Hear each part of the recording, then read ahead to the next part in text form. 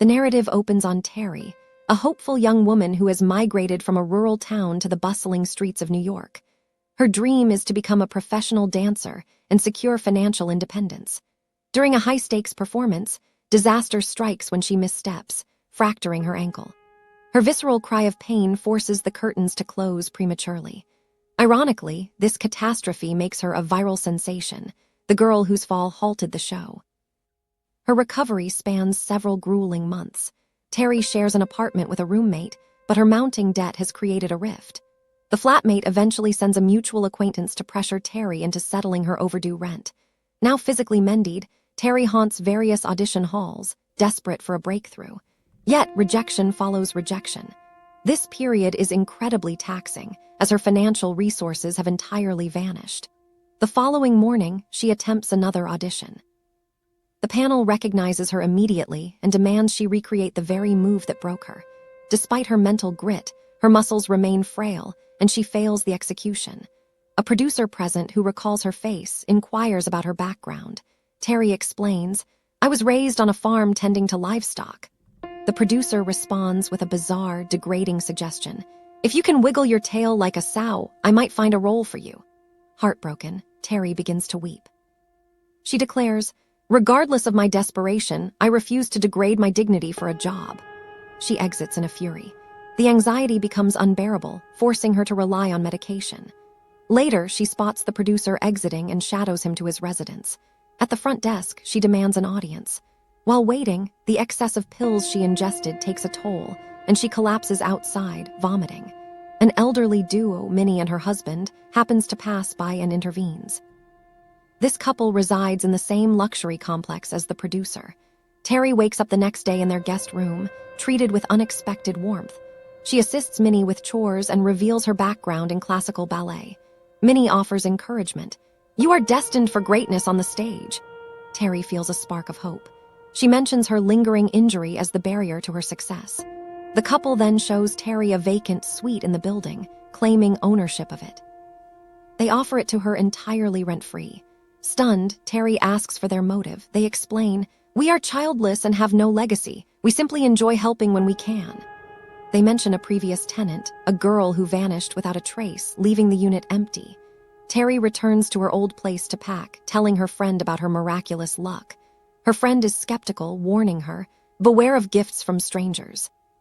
However, Terry dismisses the caution, gathers her life, and moves into apartment 7A, the title of this dark tale. During the move, she discovers a stray shoe belonging to the former tenant, a girl named Joan. Minnie appears, and when questioned about Joan, she claims the girl simply moved out overnight. Minnie then mentions a dinner invitation from a neighbor, the very producer Terry is seeking. That night, Terry finds the producer alone. He claims the elderly couple couldn't make it. Terry sees this as an opportunity. The producer is charming, asking about her drive to dance. Terry shares the tragedy of her parents' fatal accident. "Dancing was the only light in my grief." He offers her a cocktail. Upon drinking it, Terry's reality warps into a nightmare. She feels a multitude of hands grasping her. Shadowy figures in black robes arrange her body in a celestial pattern. They initiate a dark rite. A demonic figure looms over her. When Terry awakens, the producer is there, casually offering her a starring role as if the night was ordinary. Overjoyed yet confused, she begins rehearsals the next day, enduring the spite of the lead dancer. Feeling unwell, she retreats to the restroom and finds occult-like symbols etched into her skin. She begins to suspect a sinister event took place. Returning to Minnie's, she encounters a neighbor who claims to be a healer. The woman inspects Terry's ankle and applies a pungent salve. "Use this," she instructs, "and you will be restored." Terry's paranoia grows as she notices the neighbors watching her with predatory interest. That night, after using the cream, she dreams of a beastly entity. She wakes in terror just before it strikes. By morning, her ankle is miraculously perfect. Her talent returns in full force, earning the trainer's highest praise. To celebrate, she takes her friend to an elite gala. A physician at the party hands her a contact card, offering help should she ever need it. Later, in the kitchen, Terry overhears Minnie and the neighbor in a heated dispute that abruptly stops when she enters. Minnie's husband then presents Terry with a heavy box containing an expensive coat. Inside the pocket, she finds an ornate locket, which he insists is a charm for protection. Back home, she puts the jewelry on but is immediately hit by a piercing abdominal cramp. She rips the items off, unable to explain the sensation to her friend. The next day, recurring sickness leads her to the doctor from the party. His diagnosis is life-altering. She is pregnant. Terry is devastated. A child represents the end of her rising career. She decides to keep it a secret, fearing the producer will fire her, and resolves to terminate the pregnancy. However, the atmosphere shifts. While doing chores, she sees a reflection of a monstrous infant in the laundry glass. She tries to brush it off as a hallucination. The next day, the producer approaches her. He reveals he knows about the baby and, to her shock, insists she keep it, promising his support. Terry is baffled by his kindness.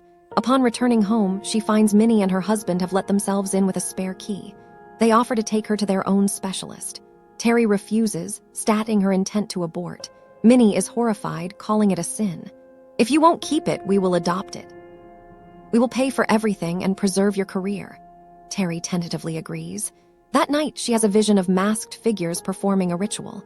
Waking up, she finds the neighbor in her room, brandishing a weapon. The woman screams that she won't allow the child to be born. During the struggle, the woman suffers a fatal heart attack. Terry calls for help, but she remains suspicious. Minnie claims the neighbor was simply mad. Looking for answers, Terry discovers a hidden passage behind a wardrobe leading to the neighbor's residence. She finds occult artifacts and a grimoire depicting a woman birthing a prince of darkness. She flees with the book. During practice, the lead dancer suffers a gruesome, unnatural bone break, leaving the path clear for Terry. The producer officially gives her the lead. On the day of the premiere, Terry's performance is flawless, but her body is changing rapidly. Her stomach swells unnaturally, and the movements inside are violent. Panicked, she calls the doctor, who tells her she must go to the clinic immediately. She sees Minnie lurking outside and locks her doors, realizing she is being hunted. Terry escapes the building to find the man who knew Joan. He confirms Joan vanished but left her Bible behind. Terry finds a passage about the Antichrist with a hidden cross. Touching it burns her skin, confirming her nightmare. She takes the satanic grimoire to a convent. A nun confirms Joan had come to them with the same book before her accidental death. As Terry's labor pains begin, the nun realizes the truth. The devil chose Joan first, but she failed. Now he has chosen you. You carry the son of Satan, and there is no escape. Desperate, Terry tries to seek a medical procedure with her friend's help. However, the unborn entity protects itself, causing the doctor to suffer a sudden total paralysis when he tries to intervene. Terry realizes the child is a godlike force that won't let her leave. She sends her friend away for her safety and returns to the apartment's penthouse. She recognizes the room from her hallucination. It was the site of her violation. The producer appears, worshiping her. "You are the vessel for our Lord." In a final act of defiance, Terry kills the producer with a knife. She tries to flee, but the staff has locked every exit. The entire building is a coven. She confronts the elderly couple, who explain their pact. They serve Satan for power because humanity failed them. They claim the child will usher in a new era of darkness. Terry tries to end her own life to stop the prophecy, but the child's power prevents the blade from striking. Broken, she pretends to submit to the cult. The members celebrate their victory. However, that night, Terry manages to throw herself from a high window, choosing death over the devil. The cult is momentarily saddened by the loss of their vessel. Later, as police investigate, they interview a new, young actress who reported the incident. Minnie and her husband watch the newcomer with predatory smiles, already planning to make her the next victim in their eternal search for a mother for their god. The cycle of horror begins anew.